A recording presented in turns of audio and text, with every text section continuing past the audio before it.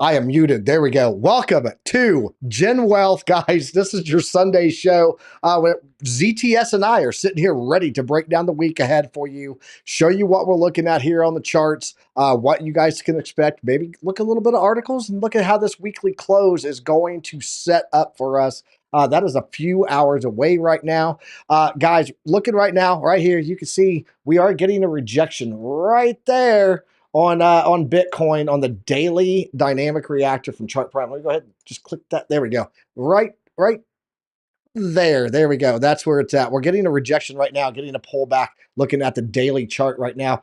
Are we going to get a pullback this week? What can we expect going into the week with the FOMC and some other data that we're going to talk about that is all coming out this week? Alexander G said, you're Piper, you're muted. I fixed it. I noticed it though. I caught it quick. It's okay. It's good. It's Sunday and we're chilling. But welcome to Gen Wealth, guys. This is a weekly visual podcast. It's a live show that my son and I do, representing the boomers of Gen X, and then my son representing Gen Z. We just talk about the things in the finance world, things in the economy, and how we're looking at the charts for the week.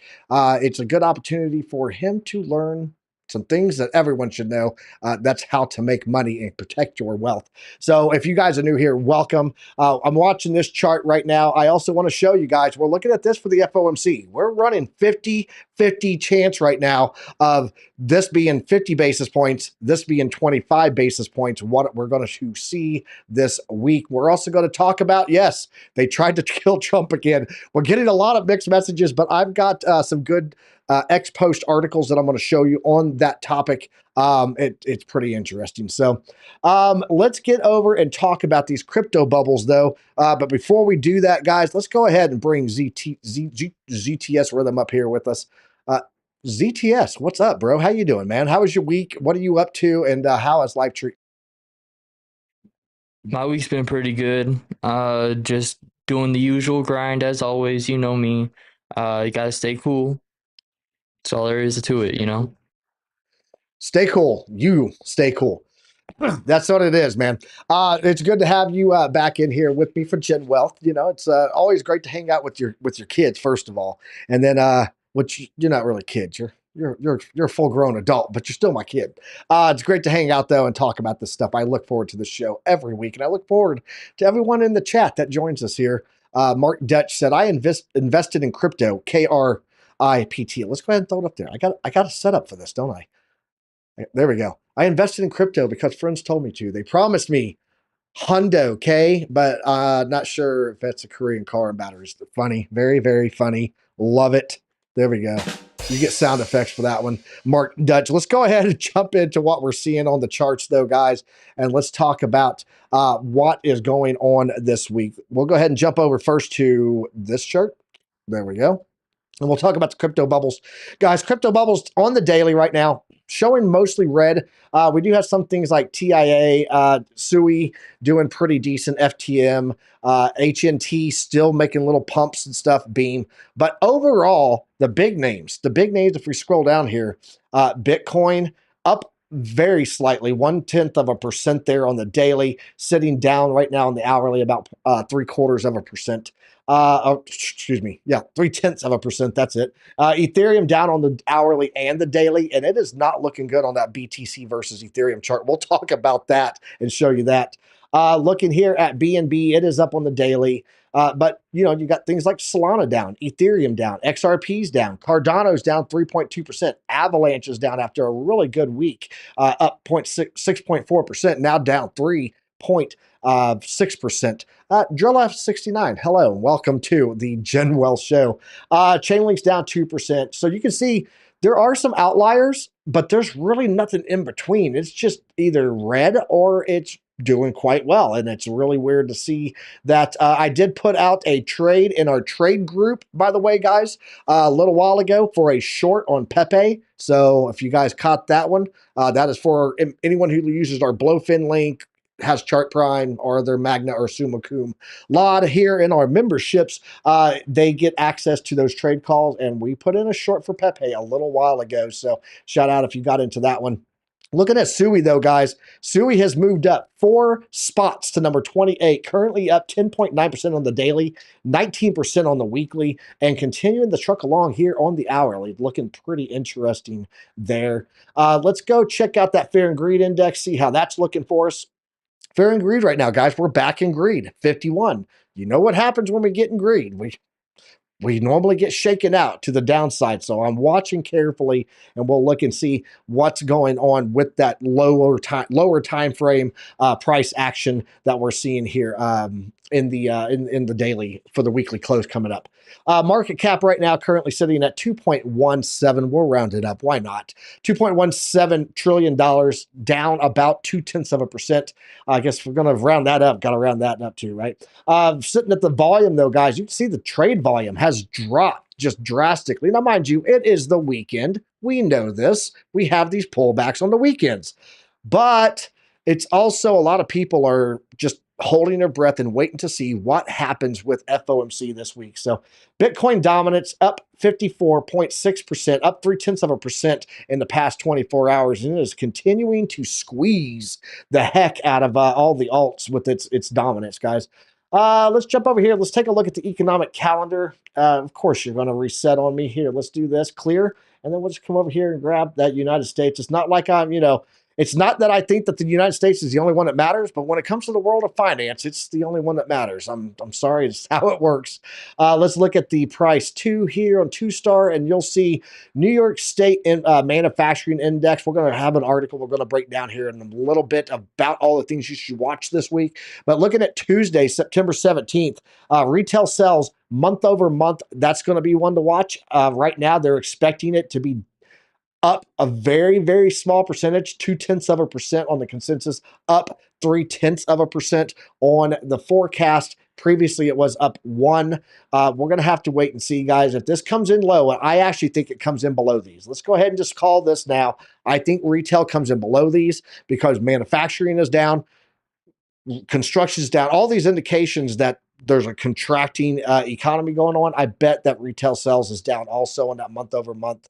Let's see what they're talking about here for business inventories. Yeah, they're talking about it being pretty much neutral. They're talking about industrial production being up a little bit. I bet a lot of these come in lower tomorrow, I'm going to have to say. Let's look at Wednesday here. This is going to be a big one. Building permits, of course, in the morning time. We're going to get the housing starts. All that good data is coming in. Housing starts right now currently at 1.238 million. They're expecting it to be up around 1.25 to 1.28. So pretty neutral there on housing starts. So we're going to be keeping an eye on that. But housing starts, this is interesting. Housing starts month over month was down 6.8% last month. They're expecting that it's going to be up 3.2% this month. So we'll have to wait and see on that. I'm going to call a cap, as my son would say. Looking here at the Fed, though, on Wednesday at noon, that's 2 p.m. Eastern Standard Time. That is going to be where we get that Fed rate, interest rate decision. You can see right now the consensus and forecast is calling for a 25 basis point rate cut. I think that we're at the point, though, that they really need to do 50 basis points. I think if they don't, the economy is going to get even more contracted. And right now, economic data is not solid at all. It's super weak. It's wet toilet paper. We'll just put that out there. I think that this needs to be 50 basis points. Right now, according to the economic calendar on Trading Economics, they're looking at 25 basis points. But I just showed you guys on the CME, they're looking at 50 basis points each. 50% chance could go one way, 50% chance of the other. It's really anyone's game. And then, of course, at 2:30 p.m. Eastern Standard Time, we're going to get Jerome Powell talking. He's going to come on. I will not be doing a live stream for that on Wednesday because I'm going to I'll be honest, I'm going to go watch Tom Crown. He's the king of the FOMC. And so I'm going to go hop over there to his channel and watch that because he does a really good job. And then we can sit there and just trade. We'll trade against it. That is it really for up to Wednesday. We get some jobless claims, which is a weekly thing coming out in existing home sales. This is a gap. They're lagging over that 3.95 million at 4 million and 3.85 just below it, just above it. So don't really know that we're going to get much data out of that. And that's really it for the week there, guys, that we have ahead. Let's jump over and take a look at this article that we have. Where are you, article? There we go.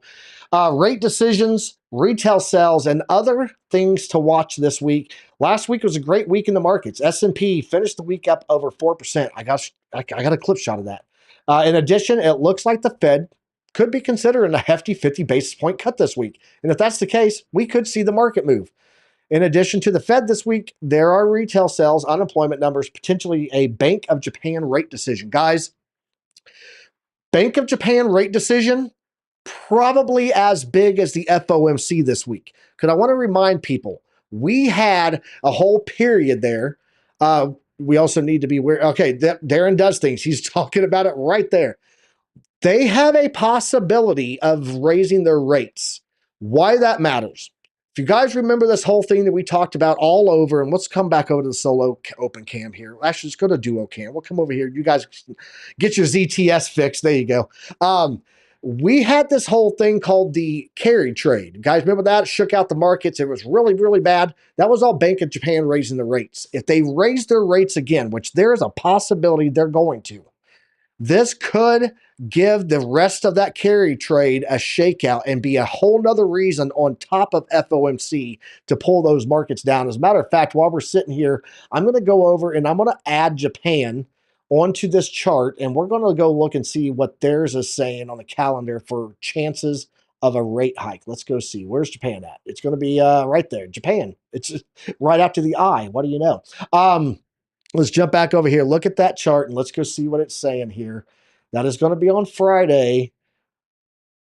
Bank of Japan interest rate decision. They are calling right now for neutral, no change. Right now, neutral, no change. However, their inflation rate is projected to come up. That could cause this to go up another 0.25%. If that happens, I mean, look, their inflation rate year over year expected to come up. Their inflation rate for quarter is expected to come up. This could prompt them to do a 50 basis point rate hike. And if they do that 50 basis point rate hike, guys, I do think that we're going to get the rest of that shakeout happen from the carry trade, the Japanese carry trade. So let's see what people are saying over here in the chat. What are you guys talking about over here, ZTS? Let's see here. What getting out sussed. I don't know what you're talking about. What are we talking about over here, man? I'm gonna hand it over to you. What are we talking about? All right, let's see. Where did it start? Maybe a Band-Aid came in chat and it was like, looks sus at Dutchy, as in Mark Dutch.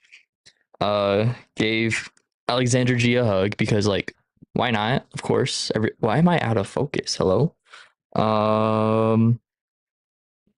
Mark Dutch then responded, looks susser at maybe a Band-Aid. And to where I was like getting out sussed. Mark Dutch responds, ZT sussed too. That's pretty much that. And then, of course, for Retro Mike, stop the cap is stop lying. You probably knew that though. I don't know. But yeah, that's where we're at right now. All right, cool. That I just wanted to know. I was drawing through a whole bunch of stuff. I was making sure that there was not. Who's going to click the button tomorrow? Which button? What are you talking about, Rokonos? I don't know what you're talking about. But hey, shout out to everybody in the chat. I love you all. Alumni, Alexander G said there is too much sussery in here. Too much sus. Almost as sus as shooting just outside of a golf course down in Florida. We'll talk about that. Rokono said buttons. Who's going to click buttons tomorrow? I'm going to be clicking buttons, Rokonos. Always, always. Is he reading a story? No, I'm not reading a story.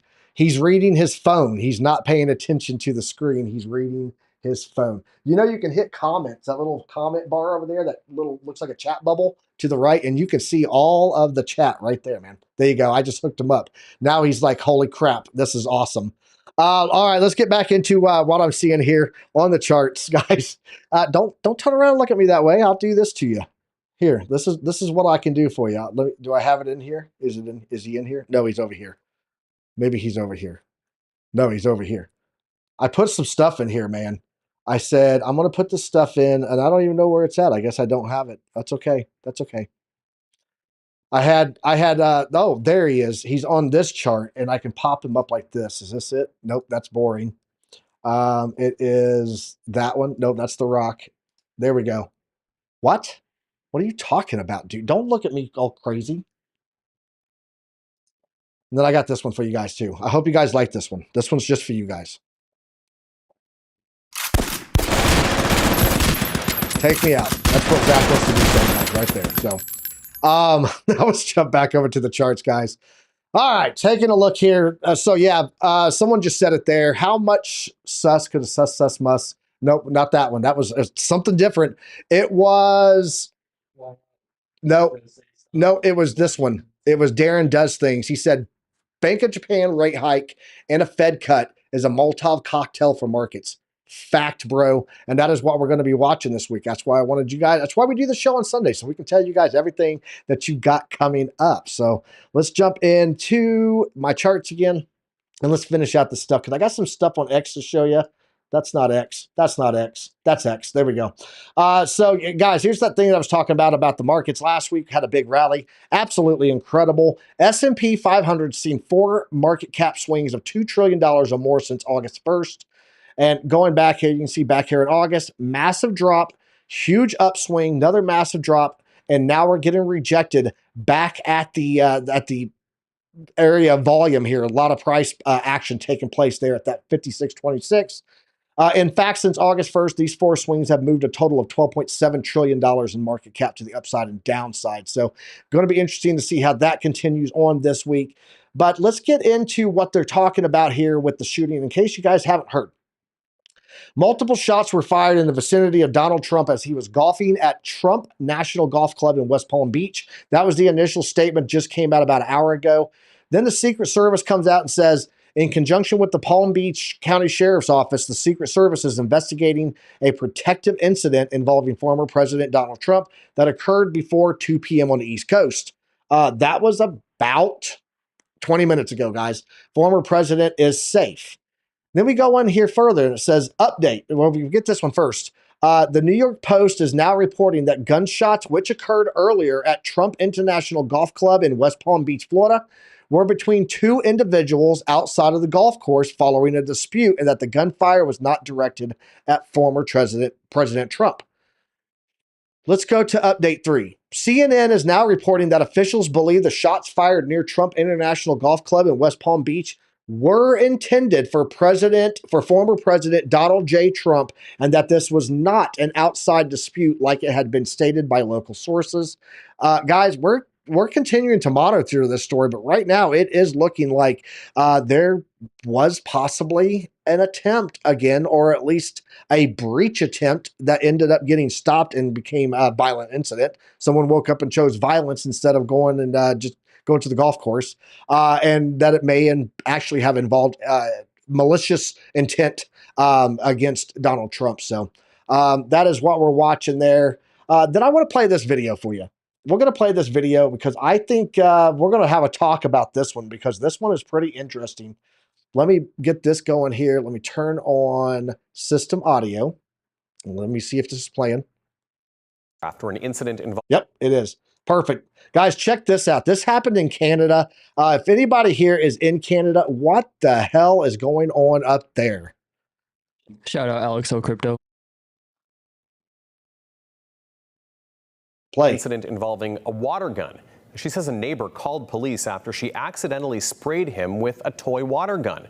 Not only did police show up, but they charged her. CTV's Jeff Pickle joining us now with more on this. And Jeff, really no laughing matter here. The woman facing a rather serious charge. Tony, very serious. And Wendy Washik is a 58-year-old educational assistant. She says she was playing around with some kids from the neighborhood at a backyard barbecue when she accidentally hit the neighbor with the water from the water gun. Police were called and they have laid a charge of assault with a weapon. Yeah, very similar to that, like a pump style. On most days, it's a harmless toy. But right now, a water gun is a major source of anxiety for 58-year-old Wendy Washik. I've cried myself to sleep many nights. According to Washik, she was visiting neighbors in a backyard and started playing with some of the kids. And because I love kids and work with kids, I asked him if he had any water guns, and he said, yeah. Washik says she was chasing one of the kids from the backyard to the front yard when the incident happened. I was trying to figure out how the water gun was working. It's not like I play with water guns at this age. As I was going through the gate, and it accidentally hit the neighbor that was like maybe 3 feet away cutting his grass. She says the man called police, who arrived and spoke with him, but she says police never talked to her. They had told my husband to bring your wife out of the backyard, that I'm being charged with assault with a weapon. They didn't ask me one single question. They didn't interview one single person. Washik, who works as an educational assistant, says she has been put on leave by her school board. And the mental and financial stress that has been put on my family, my children, and my husband is not right and is not fair. Neighbors say they've had ongoing issues with the man who phoned police. Lots of neighbors, police called on him, and they're constantly here.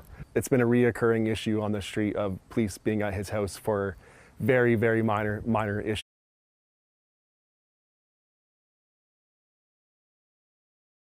Over here, ZTS. Let's talk, man.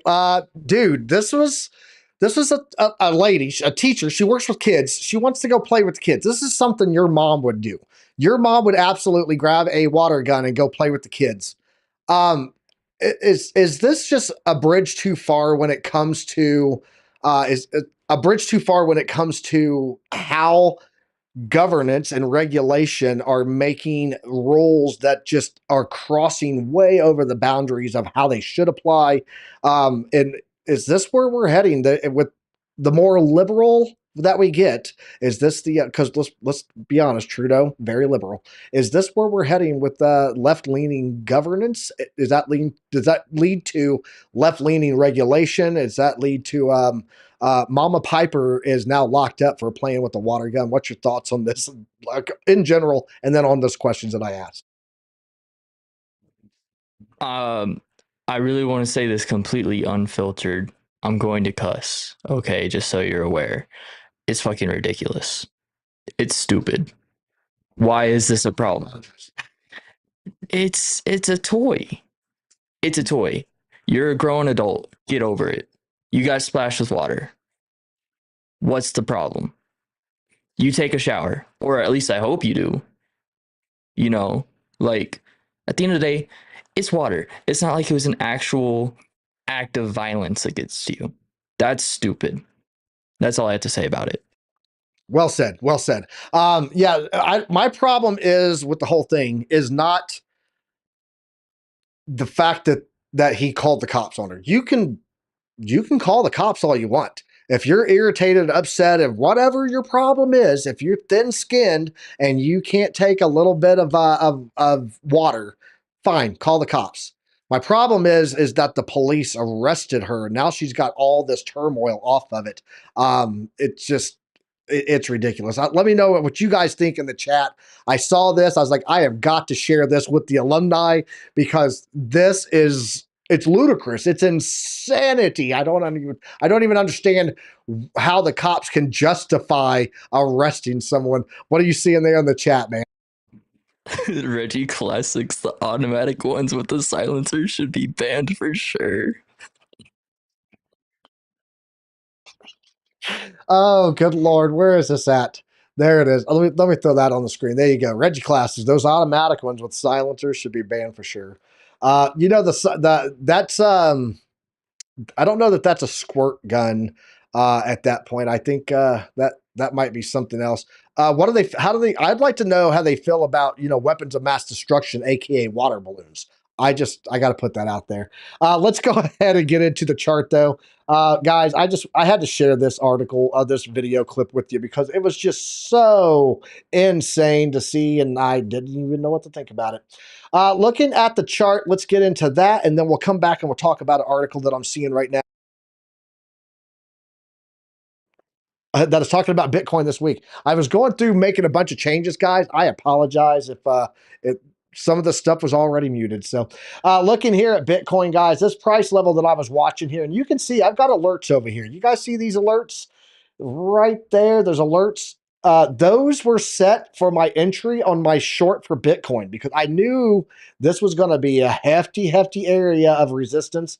We did have the one breakout there, but overall, this area has been hell on Bitcoin's price, minus, the times that we do break above. That's why we set a stop loss, but massive support. Now, over the recent months or so, we've had many times that we got rejected here, especially when we were following in with data coming in on the economic side and stuff like that in the week ahead.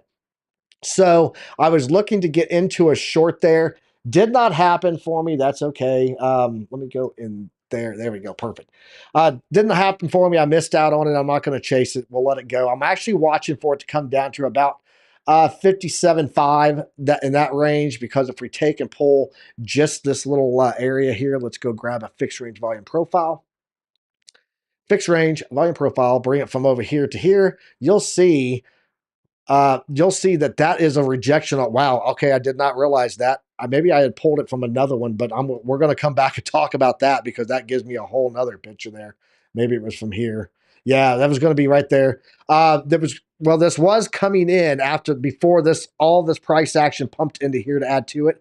It was putting us right in this range here for the point of control. Now that we have this new data, it does look like, guys, we just got a rejection on that also. I'm going to have to rechange that stance and say, we're looking at 53,800 because of the rejection on the point of control and that daily dynamic reactor. It would make the natural assumption that price action is going to follow suit to the value area low. Just like if we had broken it, we would have been looking where I had that, which was the value area high. That's been pretty much there the whole time. So yeah, I think we're looking at about $54,000. We'll just call it 54 to make it even. But if you really want to know that number, it's 53,742. So it does look like we are setting up for that going into the week, especially if we get any of that job data that I was talking about. Let's go down and look at what we're seeing here on the daily. Right now on the daily, it still has money flow coming down. That is not a good thing at all. We do have red volume matrix, which means that the volume is more selling pressure than buying pressure right now. However, we do have the true 7 coming up still and trying to fight its way up from this bottom that we had here, indicating, hey, time to go, right? Time to go home and play. Shout out to Alex O. One of the things he likes to do with this oscillator is anytime that you get a clip, that's a bright area on that true 7, in line with a divergence, it's usually a really good trade, and you can see that really was a good trade. So shout out to Alex O Crypto identifying that perfect strategy there on the Oscillator Pro Plus. But what I'm watching here is on the 12-hour. If we go over here to the 12-hour, let's get that fixed range volume profile in line. There you go. Come on, feed. Thanks. If we take a look at this, we did get a downtrend that printed. Now we're starting to get the red, or the pink, I should say, negative oscillator. So this is indicating downside, just like it was here. Ended up going downside. We actually triggered it when it was flat here, and then we went down. Well, we're flat right now, and we're triggering it again. Also, the true 7 is starting to turn pink and point down. Money flow is still red, and we're starting to get a little curvature here coming in off of that volume matrix there. So it's starting to also show indication of selling pressure there on that chart. Yeah, what do you got, ZTS? Just making sure you saw Darren Does Things comment. He said there's more of a macro range at point of control at 59.2. Awesome. Yeah, I'll go take a look at that. Let's go take a look at that. Where's that at? Where are you in the chat? Hey, shout out to Alex O Crypto. What's going on, my brother? I literally heard my name as I came in here. Yes, we were talking about you. I said, shout out to Alex O on his strategy using the clipping of the true 7 in line with that divergence. So a nice little pump to the top that it did there. And so that was a good little move up. It looks like we're now starting to hit some key resistance levels, though, and that's what we're looking at now. One thing I am watching here with this, guys, we are sitting here. We did lose the dynamic reactor. Quantum reactor is red, and there is that red printing off on the dump there, pump and dump indicator. That is the prophecy. If we come over here and we look at what I'm seeing on the Piper Sniper kit, if you guys want this, the only way to get it is to either get plus or use my link, and then you don't have to get plus. You can just get the Piper Sniper kit. But on this one here on the 12-hour, we do have all of that printing off. You can see we are in double negatives. That is target lock to the downside, target hold to the downside on Solana, Link, Ethereum, and a Bitcoin. Caspa has turned off its target lock. It is now no target on that. So the only things that are still looking green on the 12-hour, guys, are the stocks. And I do think that when the Monday morning market opens up, that is also going to change because that Monday data is going to be to the downside, I do believe. Anyone caught Sui? I forgot to send an alert. I know that Eric Wallen was trading Sui, and I'm pretty sure he caught it, but he's not in here right now. I don't think. If he is, let me know, Eric Wallen. If you're in here, let me know. But yeah, I'm watching right now, guys, that we are looking easily here at 56,000 on this. If we come back down to the golden pocket on these auto printed fibs here off of the Piper Sniper kit, this is called the kill box. We're looking at 52,000. But Darren Does Things said there's one at about 59K. Okay, you're looking at like low time frames, right? Piper, that macro range VP is pulled from the 5th of August. Volume profile. Okay, let's go pull it from the 5th of August to the current. Let's go pull that one. Because I have one going from all the way back that puts a point of control right at 42,700. But let's go do one from August 1st to current, and we'll see what that one looks like. Right there. Let's look at that. Okay, yeah, that's pulling a point of control right there. That's pulling from the top here down. So, yeah, we can see that. But I don't think that these indicators that are pointing out here on the 12-hour are all going to be negated off of this short of a fixed range volume profile. You might get a little bounce there and then another rejection before it comes down off of all of this resistance that we can't get through right now. So, looking at this from my fixed range volume profiles here, let me bring that in. Going all the way back to the main pump that we had from the bottom here. The fixed range volume profile on this comes in at $43,000. We have one here. That's why I got this box, because we had this price action created a nice little volume node, heavy volume node here, which has been key levels of support that we've come down to. That box is coming in at about 53,000 to 50,500. So definitely some key areas of support. But this week, if the FOMC comes out and honestly, I think really 50 basis points is going to wreck markets. I also think that 25 basis points are going to be seen as bearish also because it's not quick enough. So it's either too quick or not quick enough. And I do think that the markets are going to play a lot of volatility, to say the least. Trade Intuition, what's up, dog? How you doing, man? Welcome to the Sunday show. Alex O Crypto, man, I'm glad you're here, bro. I love when you come hang out with us. Alex O, you know, I had that whole thing. I showed everyone this earlier. I had that whole thing about what was going on in the markets and everything, and how I've been calling for this more downside and getting attacked in the chat. So I now have something for that. You guys can take it easy, be easy. I'm just here playing golf. Just playing golf. All right, let's jump back over to the charts, guys. Take a look and see what else I'm seeing here. Let's go and check out this article. Where's this article? Is Bitcoin heading for a bear market? Analysts weighing in on the price struggles. It's not me, I promise. I did not write this. I'm not the guy they're talking about. Tasty water. Drink the water today, guys. Got to drink the water. Let's go down and take a look and see what they're saying here. Bitcoin market performance has been underwhelming since its peak above $73,000 in March 2024. That was new top, right? Sir, where did my thing go? Can you come back here, ticker? So markets just closed down. They disappeared on us. Instead of building on this rally, the top crypto has faced continued consolidations coupled with a series of declines, frustrating many investors. Yes, true story. Currently, Bitcoin is down 22.7% from its March high, raising concerns over whether this signals the start of a deeper bear market. The decline has shaken confidence, with the market analysts now questioning the near-term outlook for the digital asset. Analysts from Into the Block, a market intelligence platform, have recently shared insights on X reflecting the changing sentiment in a post uploaded earlier today. The analyst noted, Bitcoin's price remains under pressure with no significant upward momentum. The market, once hopeful for a rally, now faces growing uncertainty as both retail and institutional interest appear to be dwindling.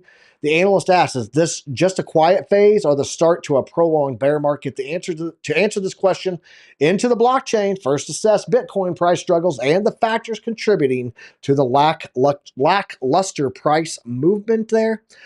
Dano Crypto popping in to say hello. What's up, Dano Crypto? If you guys don't follow Dano Crypto, you need to go check out his show. He's got some pretty good stuff over there.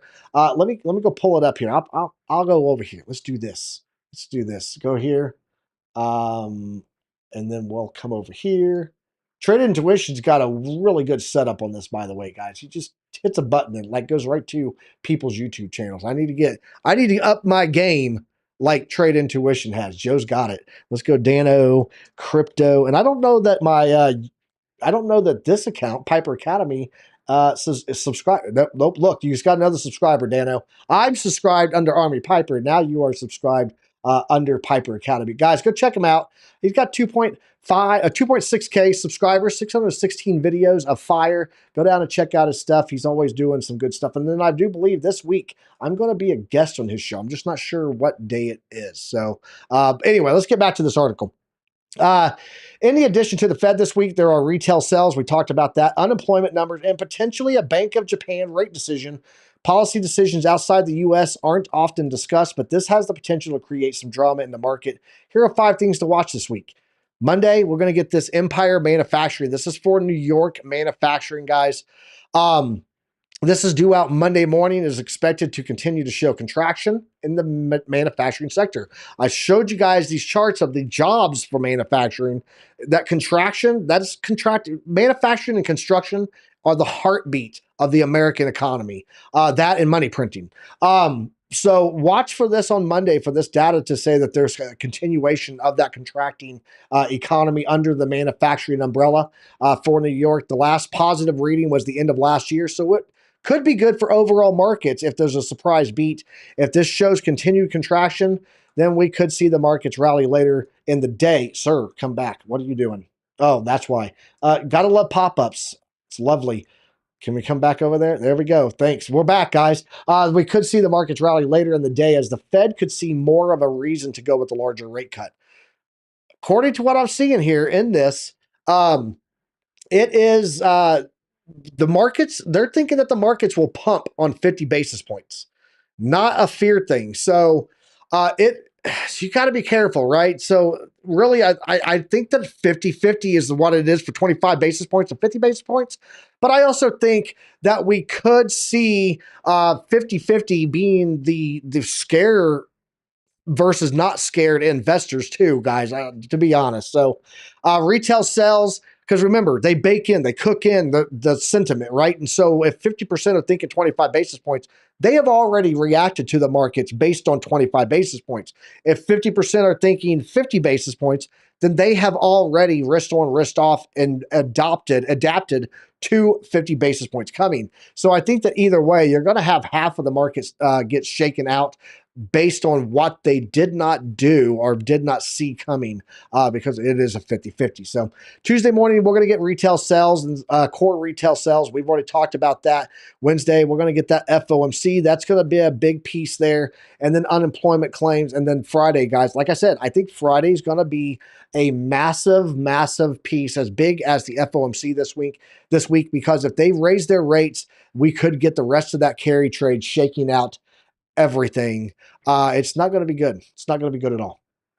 Is that all I got for articles? Nope. We got one more. We got one more article, and then we'll come back over and we'll talk about another topic that ZTS and I were talking about with regulation and crypto. So stick around for that. What do you got, ZTS? Yeah, just real quick.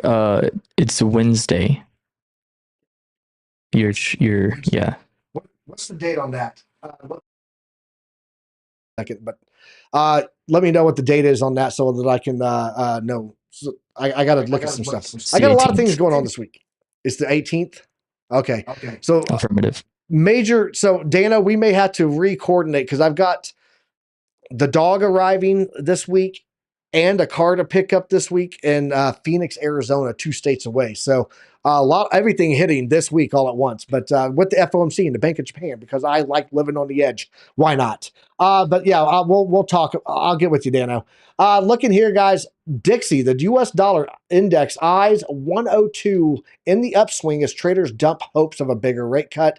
And this is what I was talking about. If this is pumping up, guys, people have already reacted to it being 25 basis points. So the markets have cooked in something that may not be the case. That's going to cause that other half to have some issues. Let's just get down here and take a look. Greenback regained some of its appeal on Thursday after the latest inflation print showed core monthly CPI ticking up. That U.S. dollar, the Dixie, closed in the green on Wednesday, securing the fourth straight day of gains after Forex speculators ramped up their long bets. The greenback's gauge, measuring the dollar's strength against 6 major rival currencies, inched higher to 101.7.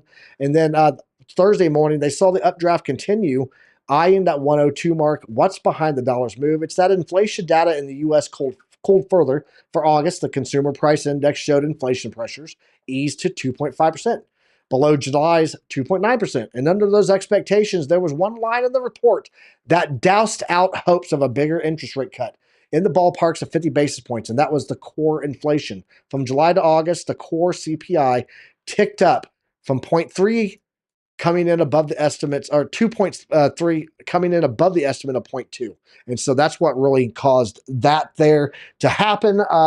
Dixie getting a lot of strength off of some bad ish CPI data. So I want to take a quick look at that chart, and then we'll talk about that topic that you and I were talking about a minute ago, or before the show today, ZTS. We'll talk about that. Let's jump over to the chart one more time, because I do want to show you guys what's going on with gold. Gold has continued to tick up. We talked about this earlier in the week. Last week, I said watch for gold. I do think that we're going to get all the way up to 2640. That would be the next phase of the golden pocket there, phase 4 golden pocket on the 618, coming in at 2640 after getting all the support down here on the phase 3 at 2312. It is continuing to tick up. And let's look at that Dixie. See, excuse me, see what's happening here, guys.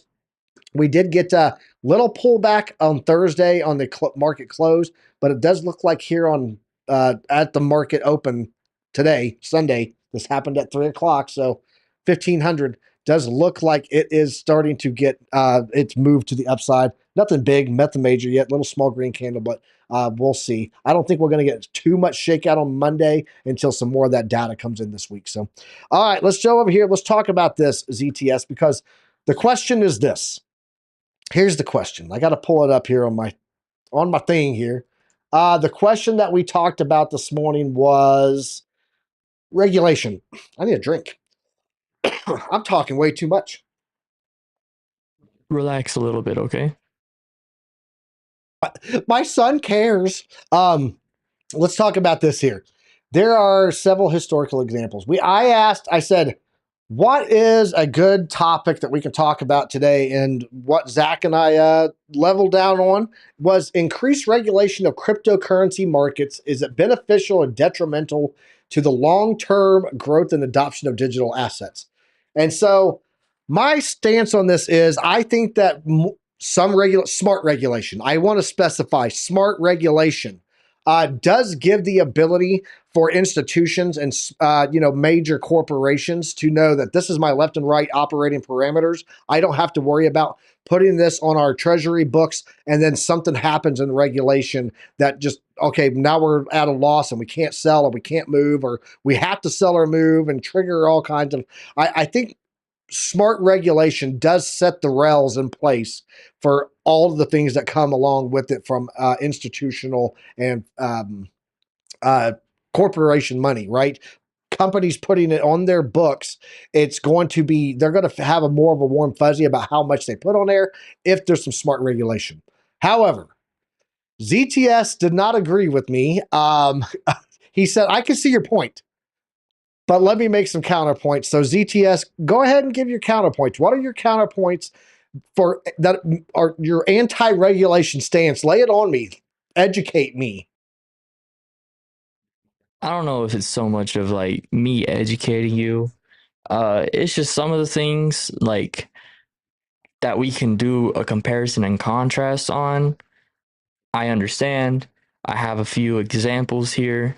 So one of the first examples I have is like the use of the internet in the digital age, something I grew up with, right? And that was back in the 90s, right? There was a whole thing about like where what does it say right here? I have it written out. I use Chat GPT for this. Oh, look at you. Look at you using your tools.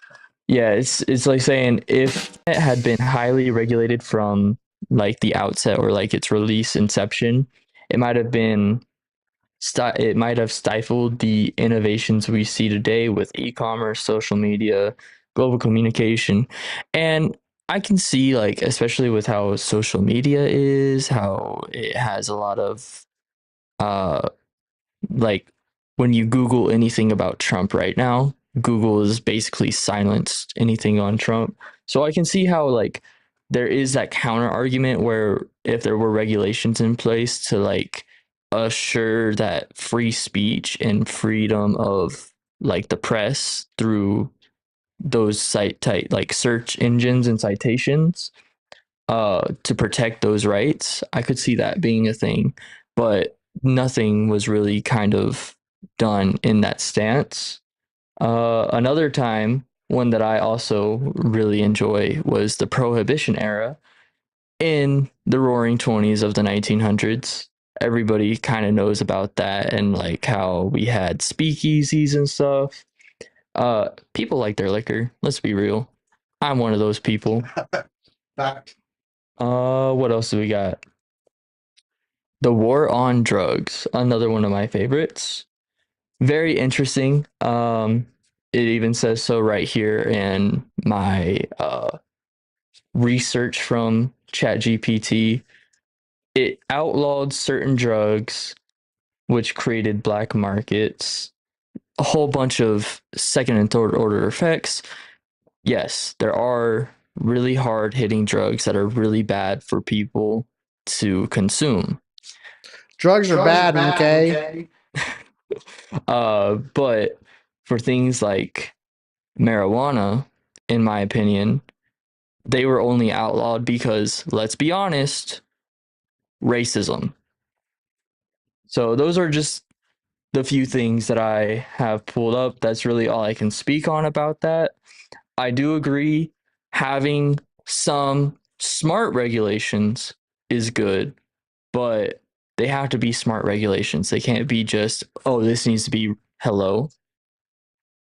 It just can't be regulated to have a regulation. It has to be like a well considered regulation, in my personal opinion.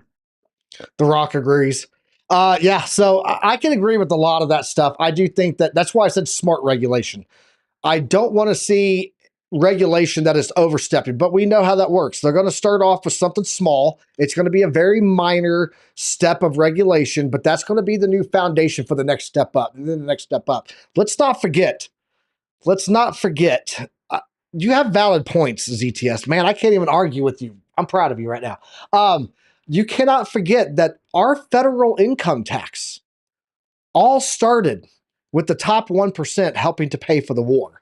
And now all of us are taxed into our grave. So yeah, I can't disagree with you on that at all, man. You actually bring up some solid points. I just wanted to challenge your mindset. And that's why I wanted to do a debate topic, because if I challenge you to think outside of your norm, it will cause you to stumble across other information, become wiser. So good job. I'm proud of you. Guys, give him a 1 in the chat if ZTS did a really good job on defending his stance of anti-regulation argument on crypto regulation, because I thought it was pretty damn good. Challenge your kids. This is what you need to do in life. They get challenged out there enough, trust me. But challenge your kids mentally, stimulate them. That's what you need to do. Guys, I think that's about it for the day. We're about an hour in. I think we're going to cut it here. We're going to go ahead and talk tomorrow morning, guys, about what's going on. We're going to take a look at that economic data again. That's going to be coming out first thing in the morning. 6:30 a.m. my time. So 8:30 a.m., an hour before we go live, we're going to be getting that retail data. That's going to be our first little peek through that pinhole of what we could be seeing coming up on Wednesday's FOMC meeting. And then, guys, we're going to be here Monday morning, 5:30 a.m., I believe it is BC Port Corp, Lunar Beaches Crypto with Good Morning Crypto. He's in the chat right now, dropping that one. So you guys can get all of that data from them at 5:30 a.m. in the morning. And then I'm going to be live right here with OC Guy. I'm not sure if TradeFly is going to be here. We're going to be bringing you the morning market report, breaking down what we got for that data, breaking down what to expect ahead in the week. And remember, guys, no matter if it goes up or down, we're here to learn how to make money, protect wealth, and pass it on for the next generation. I'm sure ZTS would appreciate that. So, guys, thanks for joining us. Real quick, speaking of, thank you, Alexander G.